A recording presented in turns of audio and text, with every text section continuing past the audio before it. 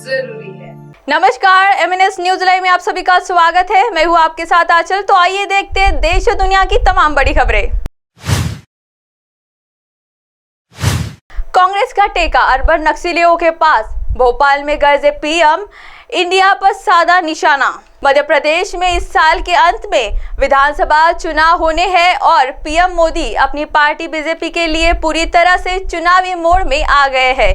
PM Modi ने सोमवार में भोपाल में एक बड़ी रैली को संबोधित किया। इस रैली में उन्होंने कांग्रेस पर जमकर निशाना साधा और कहा कि अगर कांग्रेस राज्य की सत्ता आ गई तो मध्य प्रदेश की बीमारू राज्य बना देंगी। पीएम मोदी ने राज्य में जन आशीर्वाद यात्रा के समापन पर कार्यकर्ता महाकुंभ रैली को संबोधित किया। उन्होंने कहा कि बीजेपी के सत्ता में आने से पहले कांग्रेस की सरकार ने राज्य में भ्रष्टाचार चरम पर पहुंचा रखा था। कांग्रेस पर हमला बोलते हुए पीएम मोदी ने कहा कि कांग्रेस के भविष्य की सोच ही नहीं बची है।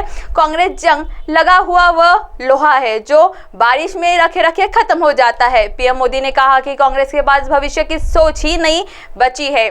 कांग्रेस अच्छे कामों का विरोध कर रही है। पीएम मोदी ने अपनी सरकार को कामों की तारीफ करते हुए कहा कि बीजेपी आज आधुनिक सड़कें, चौड़े हाईवे और एक्सप्रेस वे बना रही है, लेकिन कांग्रेस इसकी आलोचना करती है। बीजेपी आज वंदे भारत जैसी आधुनिक ट्रेनें, स्टेशनों का कार्यकल्प कर रही है। भोपाल के रानी दुर्गावती स्टेशन का प्रशंसा हर कोई कर रहा है, लेकिन कांग्रेस को ये भी नहीं पच रहा है। बीजेपी ने नया भव्य संसद बनाया जिसकी पूरे देश में प्रशंसा हो रही है, लेकिन कांग्रेस इसका भी विरोध कर रहा है। भोपाल में बीजेपी के कार्यकर्ता महाकुंभ के दौरान प्रधानमंत्री नरेंद्र मोदी को माला पहनाई गई। कांग्रेस पर घोटालों का आरोप लगाते हुए पीएम ने कहा कि इतने महत्वपूर्ण समय में हजारों करोड़ रुपए का घोटाला और त्रुटिकरण की राजनीति करने वाली कांग्रेस को जरा भी मौका मिल गया तो मध्य प्रदेश के बहुत बड़ा नुकसान होगा। प्रधानमंत्री नरेंद्र मोदी सोमवार 25 सितंबर 2023 को भोपाल में कार्यकर्ता महाकुंभ को संबोधित करने पहुंचे तो समर्थकों का अभिवादन किया। साथ में सीएम शिवराज सिंह चौहान और राज्य बीजेपी अध्यक्ष वीडी शर्मा भी मौजूद रहे। उन्होंने कहा कि यदि कांग्रेस आई तो एक बार फिर एमपी को बीमारू बना देंगी। मध्य प्रदेश को कांग्रेस की लूट और तबाही से बचाना है। रैली में जुटी कार्यकर्ताओं की भीड़ पर पीएम मोदी ने कहा कि ये जन सैलाब, ये उमंग, ये उत्साह, ये कार्यकर्ता महाकुंभ महासंकल्प बहुत कुछ करता है। ये दिखाता है कि मध्य प्रदेश के मन में क्या है। आइए बढ़ते अब अगली खबर की ओर। भारतीय वायुसेना अब हुई और भी मजबूत। रक्षा मंत्री राजनाथ सिंह ने वायुसेना में शामिल किया C-295 विमान। वीडियो में देखे C-295 विमान की पहली झलक। भारतीय वायुसेना की ताकत दोगुनी हो गई है। आज वायुसेना का पहला C-295 परिवहन विमान औपचारिक रूप से वायुसेना में शामिल कर लिया है। रक्षा मंत्री राजनाथ सिंह ने गाजियाबाद के हिंडन एयरबेस पर एक समारोह में विमान को वायुसेना को सौंपा।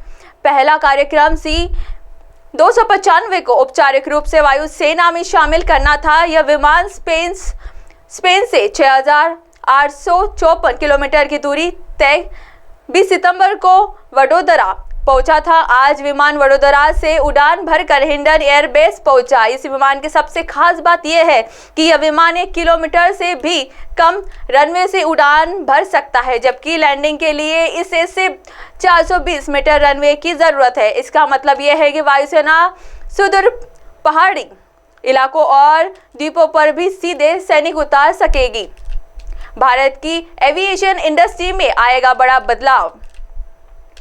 यह विमान आजाद भारत की पहचान बनने जा रहा है। अभी तक इस विमान का निर्माण एयरबस कंपनी करती है, लेकिन अब इसका निर्माण भारत में किया जाएगा। सरकार 2 साल पहले 21,935 करोड़ रुपए में 56 C-295 विमान खरीदने के लिए Airbus space and defence company के साथ समझौता किया था। इसमें से 16 विमान स्पेन से आने हैं, जबकि 17 वह विमान देश में बनाया जाएगा। इस विमान को भारत में बनाने के लिए एयरबस और टाटा के बीच समझौता हुआ है। प्रधानमंत्री नरेंद्र मोदी ने पिछले साल 21 अक्टूबर को अपनी वडोदरा यात्रा के दौरान इस परियोजना की आधारशिला रखी थी। टाटा एडवांस सिस्टम लिमिटेड ने वडोदरा में एयरबस के साथ साझेदारी में जो सेटअप विकसित किया है उसमें 40 विमान बनाए जाएंगे, जबकि एयरबस स्पेस में अपने सेटअप से भारत को 16 तैयार विमानों की आपूर्ति करेगा। उम्मीद है कि सभी 56 विमान 226 तक वायुसेना को मिल जाएंगे। विशेष तज्ञों का मानना है कि यह प्रोजेक्ट भारत में विमानन उद्योग में बड़ा बदलाव लाने वाला है। आइए बढ़ते हैं अगली खबर की ओर। महाराष्ट्र में मुस्लिम आरक्षण पर बोले अजित पवार, ये 3 पार्टियों की सरकार है, चर्चा करके हल निकालेंगे। महाराष्ट्र के उप मुख्यमंत्री अजित पवार ने सोमवार को कहा कि राज्य में 3 पार्टियों की सरकार है, इसलिए यह मुस्लिम आरक्षण का मामला मुख्यमंत्री एकनाथ शिंदे और उप मुख्यमंत्री देवेंद्र फडणवीस के सामने रखेंगे।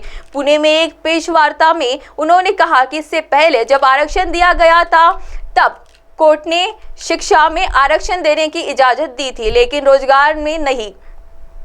यह 3 पार्टियों की सरकार है, इसीलिए हम इस मुद्दे को सीएम और डिप्टी सीएम के समक्ष रखेंगे और इस बाबत समाधान निकालने की कोशिश करेंगे। 2024 में कांग्रेस एनसीपी गठबंधन की सरकार ने मुस्लिम समुदाय को उनके पिछलेपन के आधार पर शिक्षा और सरकारी नौकरियों में 5% आरक्षण दिया था। हालांकि आरक्षण पर बाद की सरकारों ने अमल नहीं किया। उन्होंने कहा कि अगर जरूरी हुआ तो इस पर निर्णय के लिए वह अकालमान के नेतृत्व से बात करेंगे। पवार ने आगे कहा कि उन्होंने अल्पसंख्यक विभाग के साथ बैठक की जानकारी दी और वक्फ बोर्ड के कुछ अधिकारियों ने मौलाना आजाद बोर्ड और वक्फ बोर्ड और वक्फ बोर्ड की जमीनों पर भी चर्चा की। उन्होंने कहा कि राज्य में उप मुख्यमंत्री और वित्त मंत्री के तौर पर मैंने अल्पसंख्यक मामलों के विभाग के साथ एक बैठक की, जिससे ग्रामीण विकास मंत्री हसन मुशीफ, ग्रामीण विकास राज्य मंत्री अब्दुल सत्तार और कुछ अधिकारी मौलाना आजाद बोर्ड और वक्फ बोर्ड की जमीनों के बारे में चर्चा के लिए उपस्थित थे। एनसीपी के चुनाव चिन्ह को लेकर चुनाव आयोग की सुनवाई पर अजित पवार ने कहा कि वह अंतिम फैसलों को स्वीकार करेंगे। उन्होंने कहा कि चुनाव आयोग अंतिम निर्णय देगा, इसके बाद तारीख मिलने पर दोनों तरफ के लोग चुनाव आयोग के समक्ष पेश होंगे। इसके बाद जो भी अंतिम फैसला होगा उसे स्वीकार करूंगा। पार्टी के 2 गुटों के बीच झगड़े के बीच अजित पवार ने जुलाई की शुरुआत में राष्ट्रवादी कांग्रेस पार्टी और पार्टी के चुनाव चिन्ह पर अपना दावा पेश करते हुए चुनाव आयोग से संपर्क किया।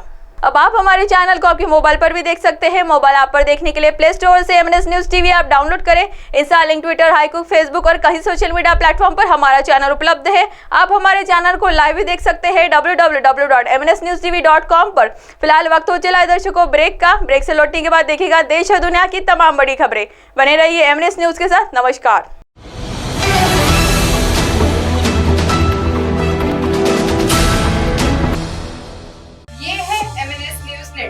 और आप देख रहे हैं MNS न्यूज।